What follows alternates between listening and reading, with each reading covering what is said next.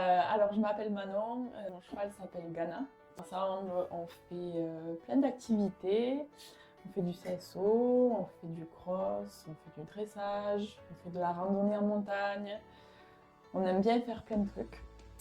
Et ce qui nous a amené là, enfin surtout ce qui m'a amené là, c'est que même avec plein d'activités, on est rentré dans un circuit de travail assez monotone, on va dire.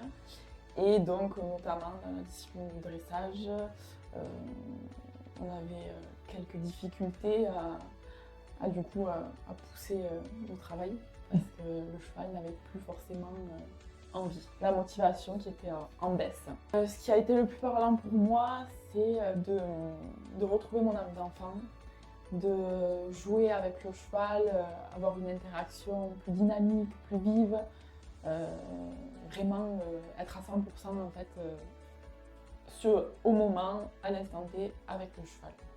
Lui demander un petit peu tous les jours, mais sans le saouler et de façon ludique. Les débuts, c'était... alors c'est mon premier cheval, et là ça fait quelques temps seulement il m'a proposé quelque chose, et c'est là où je me suis dit, mais en fait, je peux faire des trucs avec lui. J'ai pas poussé... J'arrive pas à pousser